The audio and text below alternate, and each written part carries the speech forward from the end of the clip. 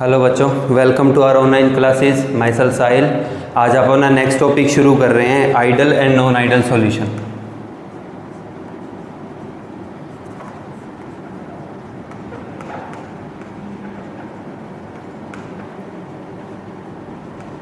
Last time हमने Raoult's law तक पढ़ लिया था। अब इसके बाद नेक्स्ट हमारे पास पॉइंट आ रहा है आइडल सॉल्यूशन और नॉन आइडल सॉल्यूशन। तो देखो, सबसे पहले आइडल सॉल्यूशन क्या होते हैं।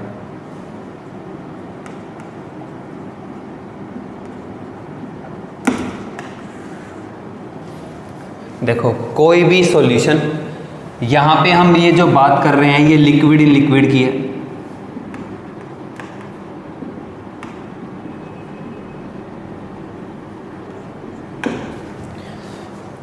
अब देखो, वो कोई भी सॉल्यूशन जिसका हर एक कंपोनेंट रोल्स लॉ को फॉलो करता है, हर एक टेम्परेचर और प्रेशर की कंडीशन के ऊपर, उस सॉल्यूशन को हम क्या कहते हैं? Ideal solution.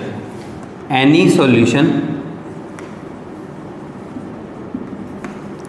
whose each component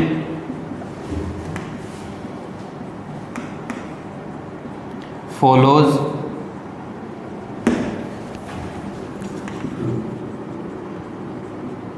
Rolle's law at every condition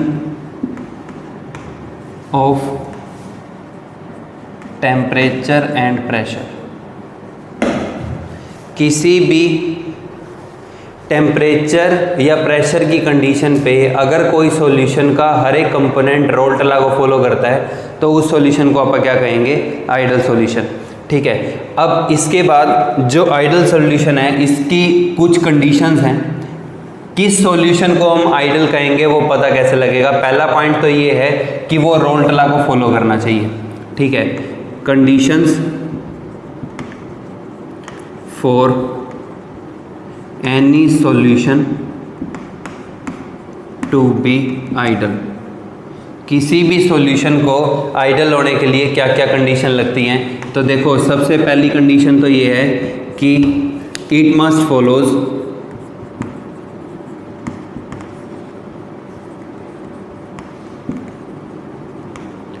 roles law. पहली कंडीशन तो ये है कि ये किसको फॉलो करना चाहिए? रोल्स लॉ को। अब देखो, फिर दूसरी कंडीशन ये है कि जो हमारे पास दो सॉल्वेंट हैं, उस केस के अंदर जो चेंज इन वॉल्यूम है ऑन मिक्सिंग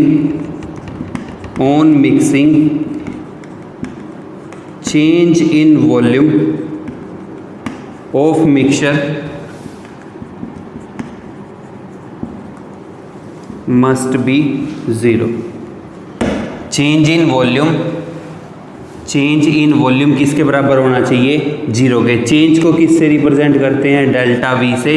तो डेल्टा वी की वैल्यू क्या होनी चाहिए? जीरो। देखो, इसका मतलब क्या है, मैं एग्जांपल लेके चल रहा हूँ भाई। लेट आपने कोई सॉल्वेंट है ए, इसका लिया 50 ml। ठीक है। आपने फिर एक और सॉल्वेंट लिया 50 ml, सॉल्वेंट बी भी लिया 50 ml। तो जो अपने पास रिजल्टेंट सॉल्यूशन है, रिजल्टेंट सॉल्यूशन कितना होना चाहिए? 100 ml। भाई, जितना अमाउंट आप सॉल्वेंट का ऐड कर रहे हो या जितना अमाउंट आप दो सब्सटेंसेस का ऐड कर रहे हो, सॉल्यूशन का अमाउंट भी उतना ही आना चाहिए। दैट इज वॉल्यूम के अंदर कोई भी चेंज नहीं आना चाहिए। ठीक है। अब देखो, इसके बाद दूसरा पॉइंट ये आता है कि यहाँ पे कोई एंथैल्पी चेंज की जो वैल्यू है वो जीरो होनी चाहिए। तो हमारे पास थर्ड पॉइंट है चेंज इन एंथैल्पी।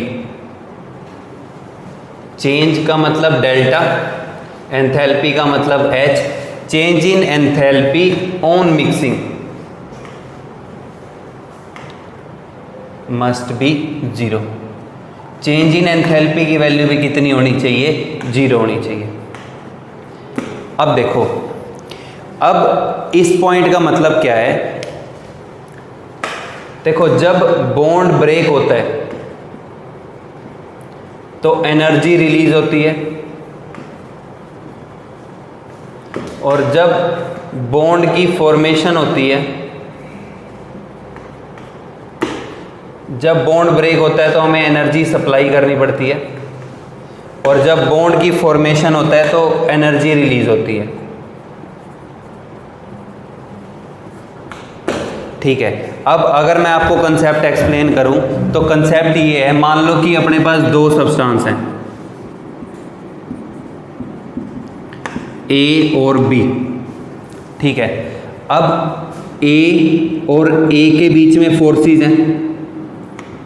पहले आपने एक बीकर में ए लिया हुआ है, ठीक है, ऐसे ही आपने दूसरे बीकर के अंदर बी लिया हुआ है।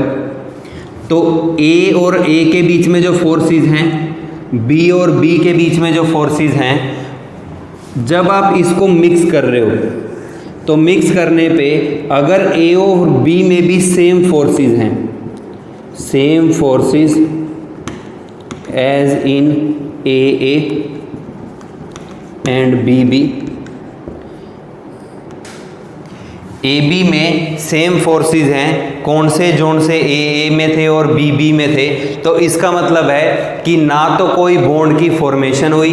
भाई अगर मान लो कि ए और बी बी में जो फोर्सेस थे, अगर ए बी में ज़्यादा स्ट्रॉन्ग फोर्स बन गए तो मतलब क्या है कि स्ट्रॉन्ग बॉन्ड की फॉर्मेशन हो रही है, तो वहाँ पे क्या होगा, एनर्जी रिलीज होगी। अगर मान लो कि ए में जो फोर्सेस थे, बी बी में जो फोर्सेस थे, अगर ए बी में वीक फोर्सेस बन रहे हैं तो वहाँ पे क्या होगा, वीक फोर्स बन रहे हैं, तो मतलब क्या है कि कुछ अमाउंट ऑफ बॉन्ड क्या हो रहा है, ब्रेक, तो वहाँ पे क्या होगा कि हमें एनर्जी सप्लाई करनी पड़ेगी।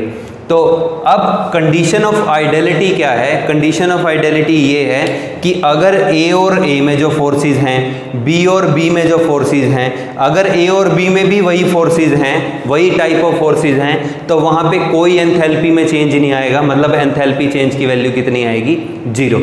भाई मान लो आप एग्जाम्पल लेके चल रहे हैं, ठीक है, तो मैं एग्जाम्पल यहाँ लिख रहा हूँ, एन हेक्सेन और एन हेप्टेन,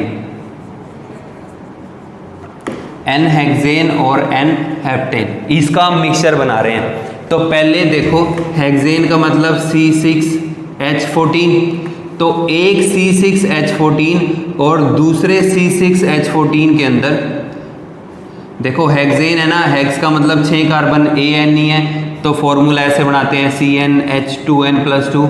ये आपने +1 में पढ़ा था कि जो एल्केन एल्काइन है उनके फॉर्मूले कैसे बनते हैं। तो अब ये हो गया एक A, ये हो गया दूसरा A। जो हमारे पास हाइड्रोकार्बन है, हाइड्रोकार्बन क्या होते हैं, नॉन पोलर। जो हाइड्रोकार्बन्स हैं वो क्या होते हैं, नॉन पोलर। तो ये हो गया नॉन पोलर, ये भी क्या हो गया, नॉन पोलर। अब नॉन पोलर में कौन से फोर्सेस लगते हैं, इंड्यूस्ड डायपोल इंटरेक्शन, या जिनको आप वंडरवाल फोर्सेस भी कहते हो। नॉन पोलर सब्सटेंसेस में कौन से फोर्सेस लग रहे होंगे, वंडरवाल फोर्सेस। अब ये भी क्या है, नॉन पोलर है, तो ऐसे ही अगर इसको आप बी मान लें तो बी और बी में भी कौन से होंगे, वंडरवाल फोर्सेस होंगे।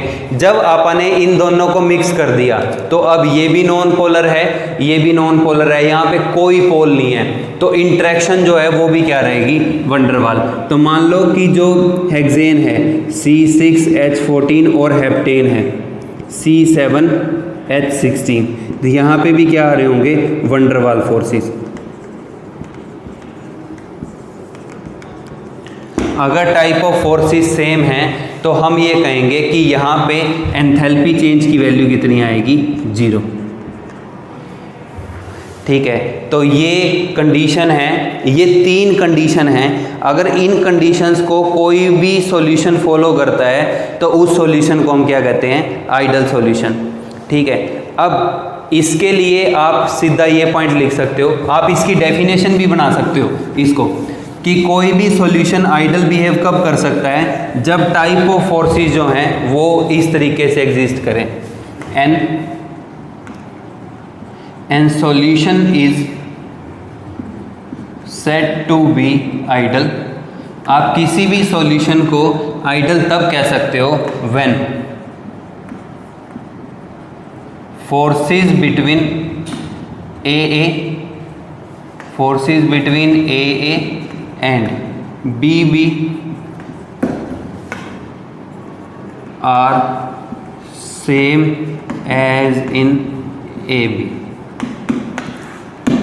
अगर AA BB और A और B में फोर्सेस जो सेम हैं तो उस सॉल्यूशन को आप क्या कहेंगे, आइडल सॉल्यूशन। एक डेफिनेशन ये बन सकती है, आप एक डेफिनेशन ये भी बना सकते हो, any solution whose change in volume and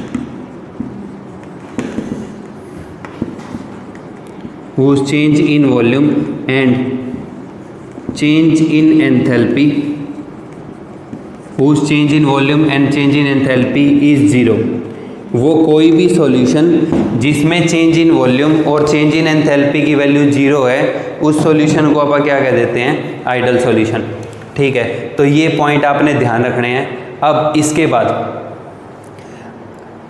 इसके एग्जाम्पल हैं, आपने एग्जाम्पल नोट करने हैं। कई बार पेपर में 1 नंबर का क्वेश्चन सीधा यही आ जाता है कि ये सॉल्यूशन जो है वो आइडल बिहेव करेगा या नॉन आइडल बिहेव करेगा। तो आप एग्जाम्पल्स नोट कर लें यहाँ पे। देखो, पहला एग्जाम्पल होगा बेंजीन प्लस टोलिन, दूसरा एग्जाम्पल एनहेक्सेन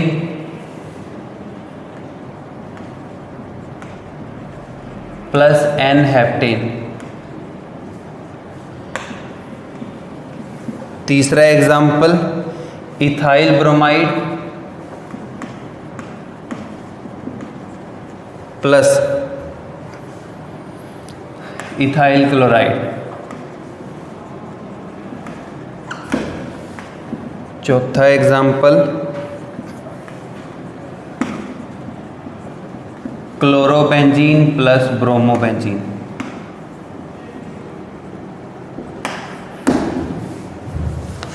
अब आपने पॉइंट ध्यान रखना है, पॉइंट यही है कि भाई टाइप ऑफ फोर्सेस जो हैं वो क्या होने चाहिए, सेम होने चाहिए। ठीक है, अब इसके बाद देखो नेक्स्ट पॉइंट है non ideal solution.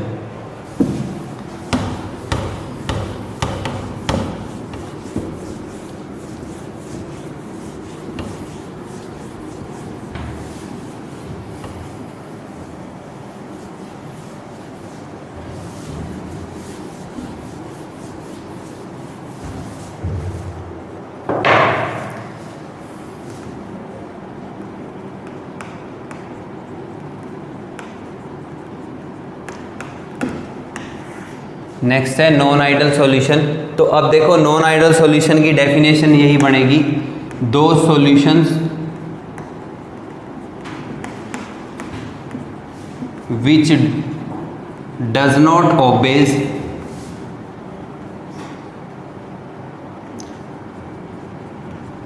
Roles law. कोई भी सॉल्यूशन जो रोल्स लॉ को फॉलो नहीं करेगा उस सॉल्यूशन को आप क्या कहेंगे, नॉन आइडल सॉल्यूशन, या any solution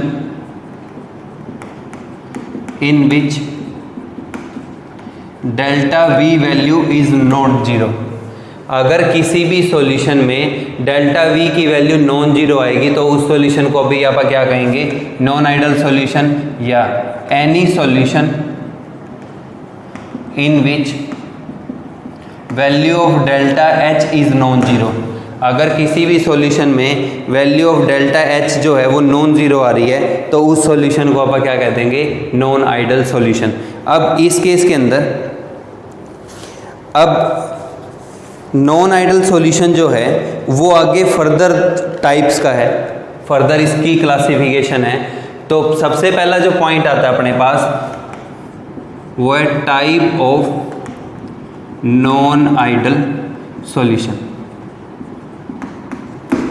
type of non ideal solution. तो इसमें पहला हम केस लेके चल रहे हैं, case of positive deviation, case of positive deviation from ideal behaviour.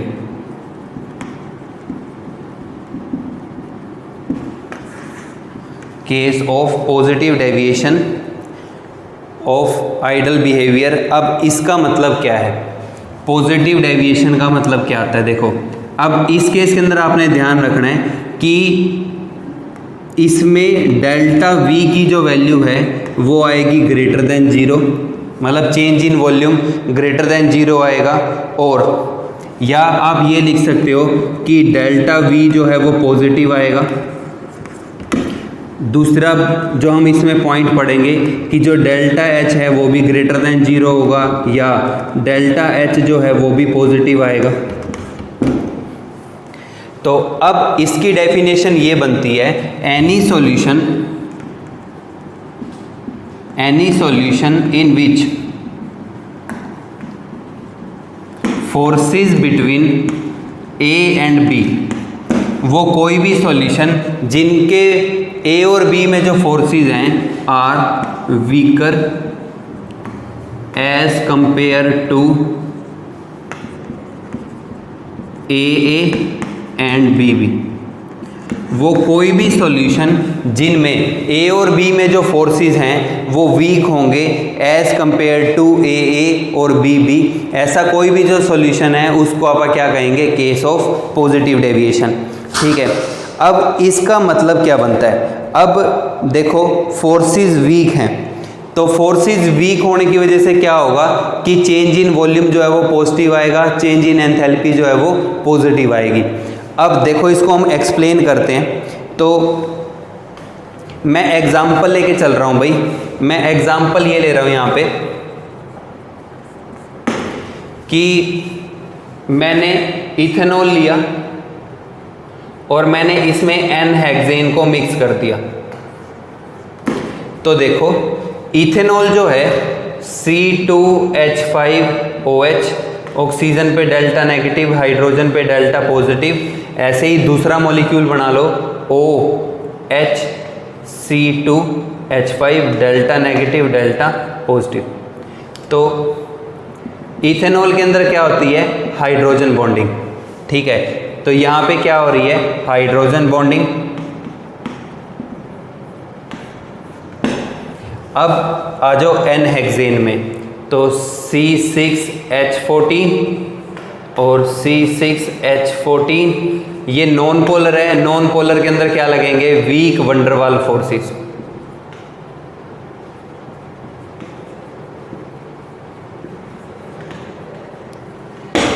तो जब मैं इन दोनों को मिक्स करता हूं, पहले तो क्या था कि आपने एक बीकर में ये लिया हुआ है, यहां आपने एक बीकर में ये लिया हुआ है। अब आपने इन दोनों को मिक्स कर दिया, तो मिक्स करने पे क्या होगा कि जो एन हेक्सेन है वो इसकी हाइड्रोजन बॉन्डिंग में सेटल होना शुरू हो जाएगा।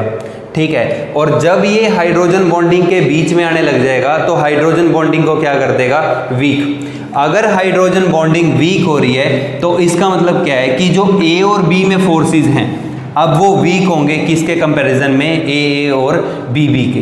तो इसको हम कहेंगे कि ये मिक्सचर क्या बनेगा? Case of positive deviation from ideal behaviour. तो भाई आपने इन दोनों को मिक्स कर दिया, तो मिक्स होने पे क्या होगा? आप चाहे यहाँ लिख लो कि C6H14 will settle in between ethanol molecules. जो C6H14 है वो इथेनॉल मॉलिक्यूल्स के बीच में सेटल होगा and hence will weaken the forces between ethanol. ये इनके बीच में सेटल होगा और इथेनॉल मॉलिक्यूल के बीच में जो फोर्सेस हैं उनको क्या कर देगा? वीक कर देगा। तो इससे क्या होगा कि अब अगर फोर्सेस वीक हो रहे हैं, आप सोच के देखो, फोर्सेस वीक हुए तो मतलब कुछ अमाउंट ऑफ बॉन्ड जो है वो टूटा है। अगर बॉन्ड टूट रहे तो हमेशा एनर्जी निकलेगी, तो इसलिए यहाँ पे हम क्या कहते हैं कि डेल्टा एच की वैल्यू क्या आएगी, पॉजिटिव आएगी। अब वॉल्यूम किस पे डिपेंड करता है, फोर्सेस पे। आपने पढ़ा भी होगा कि वंडर वाल रेडियस ज़्यादा आती है बाकी रेडियस के कंपैरिजन में। तो अब इस केस के अंदर क्या है कि भाई जब ये यहाँ पे बॉन्डिंग स्ट्रॉन्ग थी तो ये टाइटली हेल्ड थे, जब ये इसके बीच में आ गया तो इसने क्या करा, बॉन्डिंग को वीक कर दिया। अगर बॉन्डिंग वीक हो रही है तो पार्टिकल दूर दूर हो जाएंगे, और जब पार्टिकल दूर हो रहे हैं तो वॉल्यूम क्या होगा, इंक्रीज होगा। ठीक है, तो हम ये कहते हैं कि ये जो एग्जाम्पल है ये किसका केस बनता है, केस ऑफ पॉजिटिव डेविएशन का।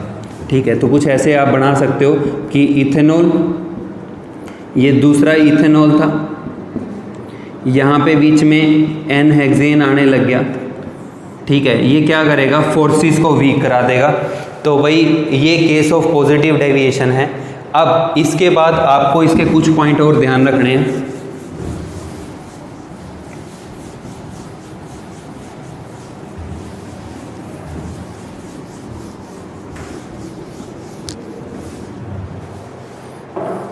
अच्छा, अब नेक्स्ट पॉइंट ये आता है कि अगर फोर्सेस वीक हो रहे हैं,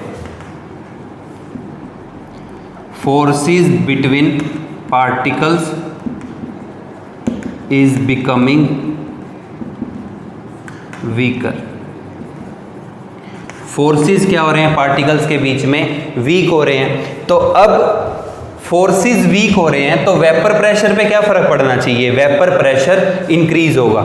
क्योंकि अब जब आप इसको हीट करते हैं तो हीट करने पे पार्टिकल जो है वो अपने बीच के फोर्सेस को तोड़ के और वेपर बनाता है। अब अगर फोर्स ही वीक हो गए तो वहां पे क्या होगा कि जो हमारे पास वेपर प्रेशर है वो क्या होगा, इंक्रीज होगा। ठीक है, तो जब मिक्सर बनाते हैं अपन तो on mixing two substances if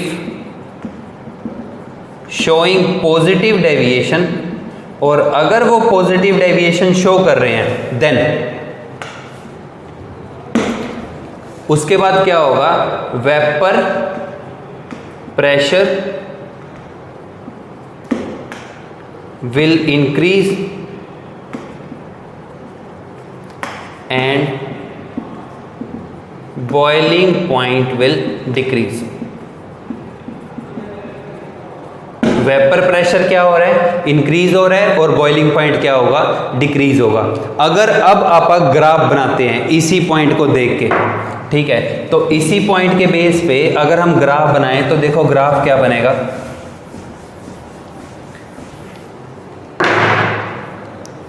हमने आइडल सॉल्यूशन का ग्राफ बनाया था। यहां पे आपने रखा था एक्स ए की वैल्यू 1, एक्स बी की वैल्यू 0, यहाँ एक्स बी की वैल्यू 1 थी, एक्स ए की वैल्यू 0 थी।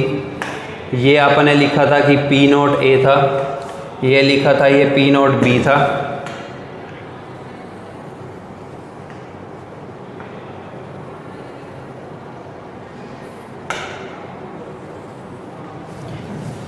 ये हमने आइडल के लिए बनाया था, ये भी आइडल क्या था और ये भी आइडल का था। इस पे हमने ये लिखा था कि P टोटल जो है वो इक्वल आ रहा है X A P naught A plus x B P naught B. यहाँ पे हमने लिखा था P A equal to X A P naught A, यहाँ पे हमने लिखा था P B equal to X B P naught B. अब अगर फोर्सेस ऑफ अट्रैक्शन वीक हो रहे हैं तो हमने ये लिखा है कि वेपर प्रेशर क्या होगा, इंक्रीज होगा। तो अगर केस ऑफ पॉजिटिव डेविएशन है तो वो क्या होगा, वेपर प्रेशर जो है वो क्या आना चाहिए, इंक्रीज।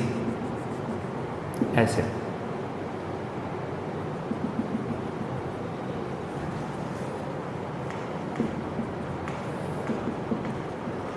ये क्या है, नॉन आइडल बिहेवियर। तो अब इस केस के अंदर क्या होगा कि जो पी ए की वैल्यू है वो ज़्यादा आएगी किससे, x A P naught A से। भाई आइडल बिहेवियर से जो वेपर प्रेशर है वो क्या आ रहा होगा, ज़्यादा आ रहा होगा। ऐसे ही पी बी भी जो है वो ग्रेटर आएगा किससे, X B P naught B से, और ऐसे ही जो पी टोटल है वो ग्रेटर आ रहा होगा किससे, x A P naught A से plus x B P naught B से। तो ये हैं हमारे पास पॉइंट्स ऑफ पॉजिटिव डेविएशन।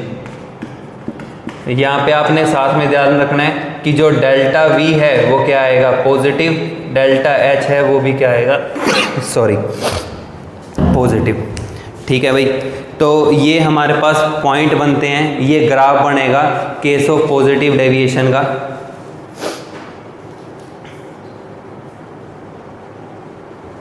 अच्छा, तो अब इसके बाद अब इसके एग्जाम्पल हैं, आपने इसके एग्जाम्पल ध्यान रखने हैं। तो भाई जो हमारे पास एग्जाम्पल बनेगा इसका, एक तो मैं आपको एग्जाम्पल लिखवा चुका हूँ यही कि इथेनॉल, कोई भी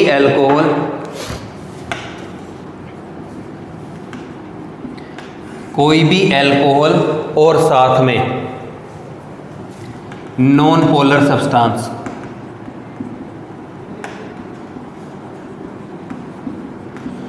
कोई भी एल्कोहल और साथ में नॉन पोलर सब्सटेंस, या हमारे पास ये केस बन सकता है एल्कोहल या डाइपोल इंटरेक्शन सब्सटेंस। ऐसा कोई भी सब्सटेंस जिसमें डाइपोल इंटरेक्शन हो रही हो, और एल्कोहल, नॉन पोलर सब्सटेंस और एल्कोहल, ये हमेशा किसके एग्जाम्पल बनेंगे, केस ऑफ पॉजिटिव डेविएशन के। तो अब अगर मान लो, और साथ में अगर मान लो कि कहीं पे ऐसे है डाइपोल इंटरेक्शन, अगर आपको इस टॉपिक में दिक्कत है तो आपको +1 का 5th चैप्टर में जो हमने टाइप ऑफ फोर्सेस पढ़े थे वो आपने पढ़ के देखने हैं। ठीक है, तो भाई dipole interaction plus non polar substance, ऐसा कोई सब्सटेंस जिसमें डाइपोल इंटरेक्शन हो रही हो, या कोई भी नॉन पोलर सब्सटेंस जो है वो क्या शो करेगा आपको, पॉजिटिव डेविएशन। तो ये केस बन सकते हैं, और भी हो सकते हैं, बट आपको ये ध्यान रखने हैं कि ऐसा। अब मान लो कि आपके पास एग्जांपल आ जाता है एसीटोन प्लस कार्बन डाइसल्फाइड ले लेते हैं। अब कार्बन डाइसल्फाइड जो है ये नॉन पोलर है, एसीटोन जो है इसमें ऑक्सीजन की इलेक्ट्रोनेगेटिविटी ज़्यादा है, तो कार्बन पे डेल्टा पॉजिटिव, ऑक्सीजन के ऊपर डेल्टा नेगेटिव।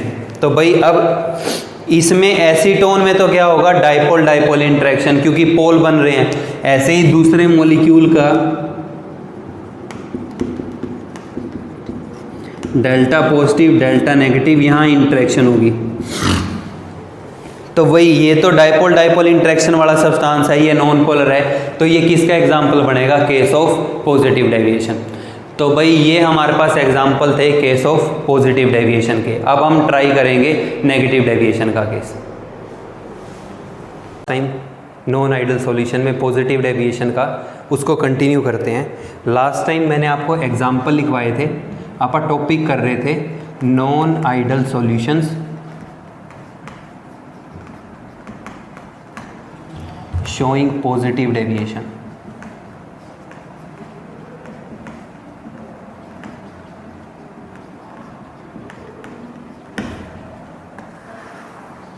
इसके अंदर मैंने आपको स्टैंडर्ड केस बता दिए थे कि अगर मान लो कोई भी अल्कोहल है, ठीक है, आपको मैंने केस ये लिखवाया था, अगर हाइड्रोजन बॉन्डिंग प्लस डाइपोल है, हाइड्रोजन बॉन्डिंग प्लस वंडरवाल है, या हाइड्रोजन बॉन्डिंग, या मान लो कि कोई एक केस ये बन जाता है डाइपोल प्लस वंडरवाल। तो ये हमारे को शो करते हैं पॉजिटिव डेविएशन।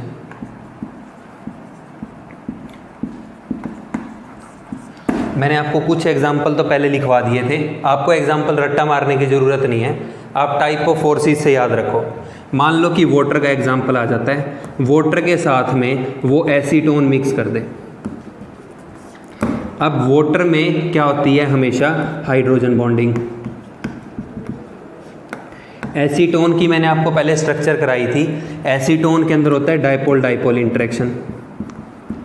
अगर किसी को टॉपिक में दिक्कत हो तो 11th के चैप्टर नंबर 5 में हमने टाइप ऑफ फोर्सेस पढ़े थे, वहाँ पे आप एक बार दोबारा से जाके पढ़ सकते हो। Hydrogen bonding, dipole dipole interaction और वंडरवाल फोर्सेस होते क्या हैं, ठीक है, तो आप वहाँ से एग्जांपल याद रख सकते हो। अब मान लो कि केस ये आ जाए CCl4 प्लस वाटर, ठीक है। अब CCl4 में हमने ये केस भी पढ़ा था कि इसका डाइपोल मोमेंट 0 होता है, ये नॉन पोलर होता है। नॉन पोलर में क्या लगते हैं, वंडरवाल फोर्सेस। वाटर के अंदर क्या होती है, हाइड्रोजन बॉन्डिंग। तो ये किसका केस बनेगा, पॉजिटिव डेविएशन का।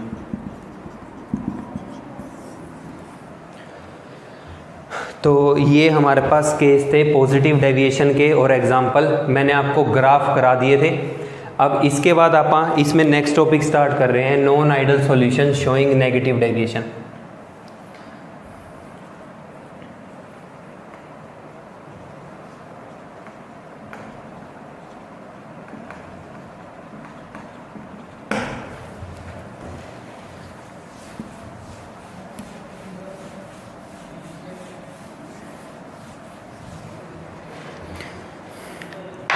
अब नेगेटिव डेविएशन का केस बनता कब है, देखो अगर A और A में जो फोर्सेस हैं, B और B में जो फोर्सेस हैं, अगर A B में जो फोर्सेस हैं, आपने एक सॉल्यूशन लिया, दूसरा सॉल्यूशन लिया, दोनों को मिक्स कर दिया।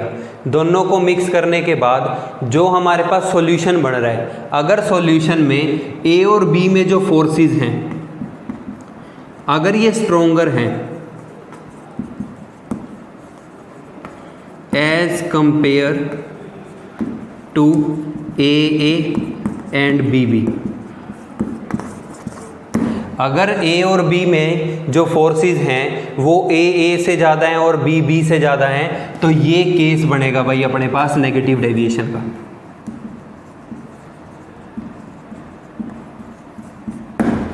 ठीक है। अब कैरेक्टरिस्टिक जो हैं नेगेटिव डेविएशन की, कैरेक्टरिस्टिक ऑफ नेगेटिव डेविएशन ये है कि यहाँ पे जो डेल्टा V की वैल्यू है वो हमेशा क्या आएगी, नेगेटिव। डेल्टा V का मतलब है चेंज इन वॉल्यूम।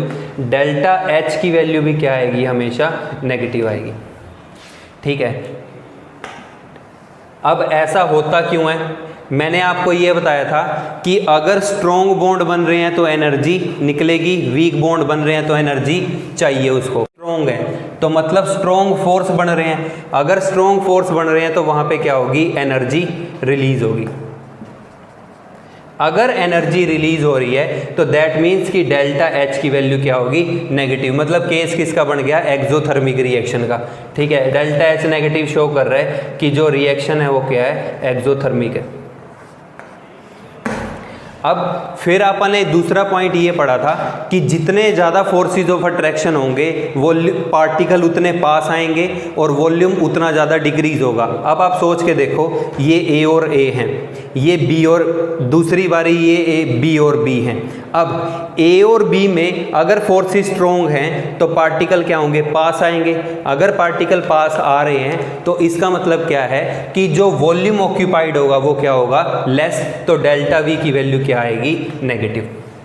तो केस ऐसे बनता है कि मान लो कि कोई सॉल्वेंट A है, ये आपने 50 ml ले लिया, आपने B भी 50 ml ले लिया।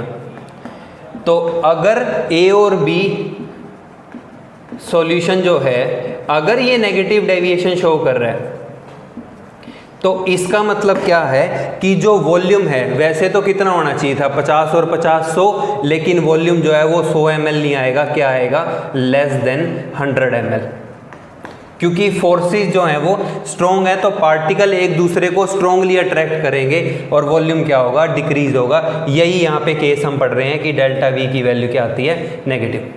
तो ये हमारे पास करेक्टरिस्टिक पॉइंट हैं किसके, non ideal solution showing negative deviation.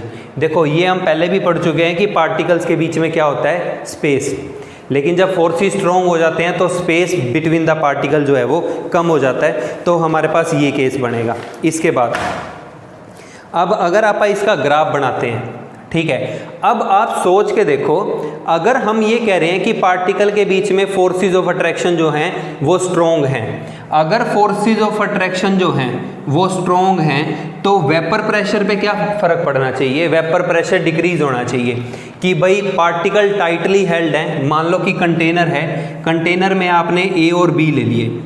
अब अगर फोर्सेस स्ट्रॉन्ग है तो इनके वेपर कम बढ़ेंगे, अगर वेपर कम बढ़ रहे हैं तो इसका मतलब क्या है कि वेपर प्रेशर क्या होगा, वेपर प्रेशर डिक्रीज होगा। अच्छा, बॉइलिंग पॉइंट पे क्या फर्क पड़ना चाहिए, अगर फोर्सेस ऑफ अट्रैक्शन स्ट्रॉन्ग हो रहे हैं तो बॉइलिंग पॉइंट क्या होना चाहिए, इंक्रीज, क्योंकि वेपर बनते कब हैं, जब आप इन फोर्सेस को तोड़ेंगे। मान लो कि बी लिक्विड स्टेट में है, ए भी लिक्विड स्टेट में है, तो लिक्विड से जब वेपर बनेंगे या गैस बनेगी तो उसको आप बॉइलिंग पॉइंट कहते हैं। तो हमें क्या करना है, हमें इन फोर्सेस को ब्रेक करना है। तो भाई फोर्सेस ब्रेक करने के लिए अब फोर्सेस स्ट्रॉन्ग हैं तो बॉइलिंग पॉइंट क्या होगा, इंक्रीज होगा, and boiling point will increase. तो जब भी आपके पास बात करेंगे हम केस ऑफ नेगेटिव डेविएशन की, तो केस ऑफ नेगेटिव डेविएशन के अंदर आप ये कहेंगे कि वेपर प्रेशर क्या होगा, डिक्रीज होगा, और बॉइलिंग पॉइंट क्या होगा, इंक्रीज होगा। तो अगर अब आप इसका ग्राफ बनाएं,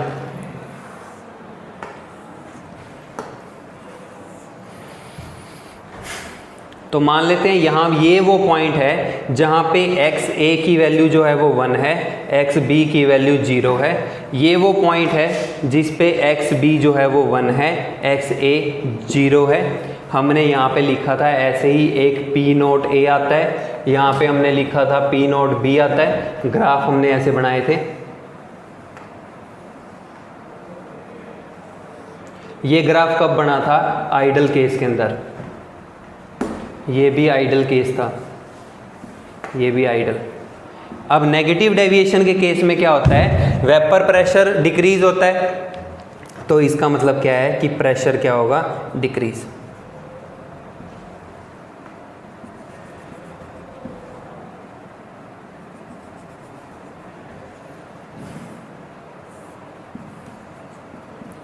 vapour pressure of mixture showing negative deviation. ठीक है, तो भाई ये इसका ग्राफ बनेगा। अब बात आती है एग्जाम्पल्स की।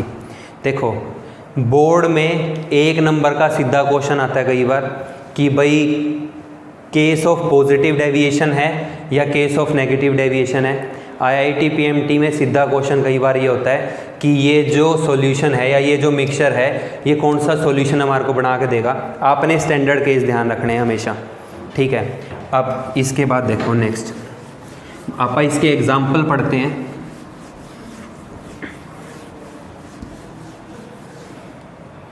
एग्जाम्पल में पहला केस ये आता है कि मान लो अगर कोई भी अल्कोहल है, सबसे पहले एसिड से शुरू करते हैं। अगर मान लो कि कोई एसिड है, एसिड को जब आप पानी में डिज़ोल्व कराते हैं तो ये बनता है केस ऑफ नेगेटिव डेविएशन। आप कभी प्रैक्टिकल भी करके देख सकते हो। जब आप लैब में जाते हो तो आप बोतल लेके, बोतल के अंदर बोतल पानी लेके उसमें से एसिड को पानी में डालो, आप देखोगे कि वो रिएक्शन ना एक्सोथर्मिक है। जो बीकर जिसके अंदर आप ये सब कर रहे हो वो गर्म होना शुरू हो जाएगा। वही हमने पढ़ा था कि ये किसका एग्जाम्पल है, एक्सोथर्मिक का। तो जितने भी एसिड होंगे ठीक है। एसिड प्लस वाटर जो है वो किसका केस आएगा, नेगेटिव डेविएशन का। दूसरा एग्जांपल हमारे पास ये बनता है क्लोरोफॉर्म और डाई इथाइल ईथर।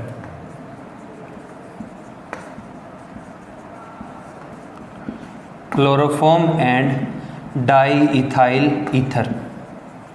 अब ऐसा क्या है भाई, इसमें आप क्लोरोफॉर्म की स्ट्रक्चर बना लो, ठीक है। देखो जब आप क्लोरोफॉर्म की स्ट्रक्चर बनाते हैं तो CH Cl Cl, एक क्लोरोफॉर्म ये हो गया। आप दूसरा क्लोरोफॉर्म बना लो एक ऐसी। अब देखो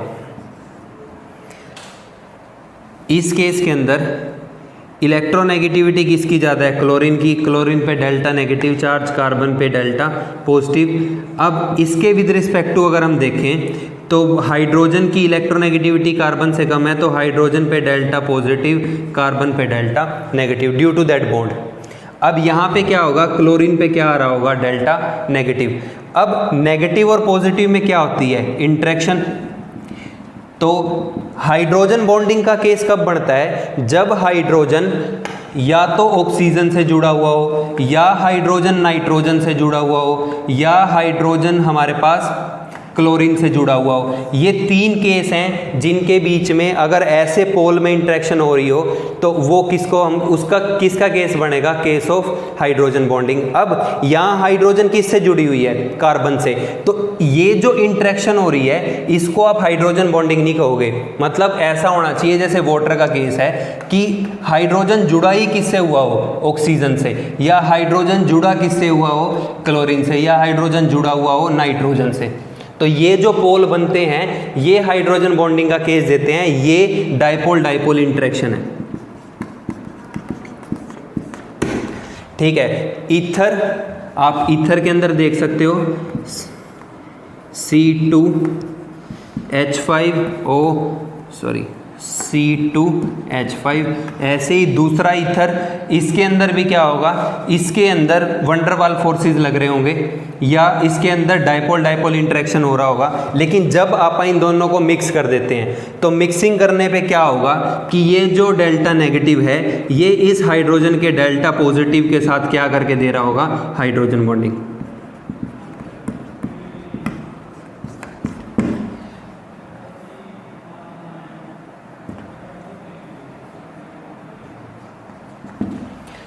हाइड्रोजन ऑक्सीजन नाइट्रोजन या फ्लोरीन के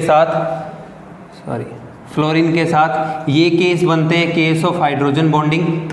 अब यहाँ पे हाइड्रोजन बॉन्डिंग नहीं हो रहा था, ठीक है, ये डाइपोल डाइपोल इंटरेक्शन था, यहाँ पे हाइड्रोजन बॉन्डिंग हो रहा है। अब ए और ए में तो डाइपोल डाइपोल थे, बी और बी में भी क्या थे, डाइपोल डाइपोल थे। लेकिन जब दोनों को मिक्स कर दिया तो दोनों को मिक्स करने पे क्या आ रहा है, hydrogen bonding. Magnitude of hydrogen bonding strong होता है किससे, वंडरवाल फोर्सेस से। तो इसका मतलब क्या है कि ये किसका एग्जाम्पल होगा, केस ऑफ नेगेटिव डेविएशन, ठीक है। तो ये आपने एग्जाम्पल ध्यान रखना है। अब इसके बाद आप ऐसे ही और एग्जाम्पल भी ट्राई कर सकते हो। मान लो कि आपके पास केस आ जाता है एसीटोन और एनिलीन का।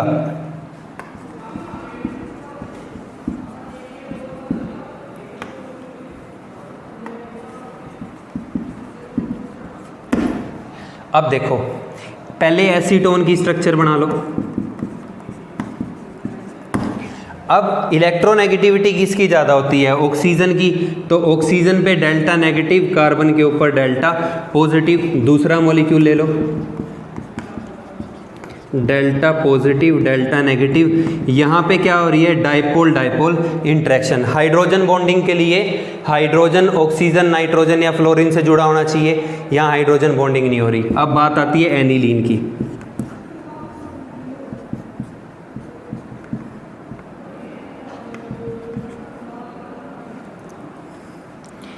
अब इस केस के अंदर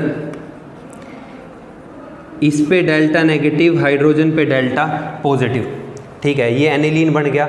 अब जब आप इन दोनों को मिक्स करते हैं तो देखो, जब इसको मिक्स कर रहे हैं तो ऑक्सीजन पे डेल्टा नेगेटिव, देखो हाइड्रोजन पे डेल्टा पॉजिटिव, ये केस किसका बन रहा है, हाइड्रोजन बॉन्डिंग का।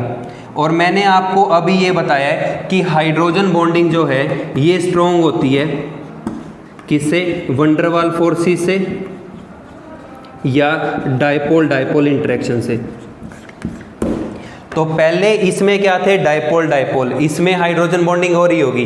अब जब मिक्स किया तो इसकी हाइड्रोजन बॉन्डिंग इसके साथ भी होने लगी, तो इसका मतलब है कि इसके अंदर क्या जनरेट हो रही है? Hydrogen bonding. तो ये किसका केस बनता है? केस ऑफ नेगेटिव डेविएशन का। ठीक है, अब इसके अलावा आप और बहुत सारे एग्जाम्पल हो सकते हैं, आपको ऐसी स्ट्रक्चर बना के देखनी पड़ेगी, ये आपने एग्जाम्पल ध्यान रखने हैं। तो भाई ये जो हमारा टॉपिक था, ठीक है, ये हमारा टॉपिक यहीं तक ख़त्म होता है। ये केस बन गए केस ऑफ पॉजिटिव डेविएशन और case of negative deviation. Next time आप अपना नेक्स्ट टॉपिक स्टार्ट करेंगे। Thank you.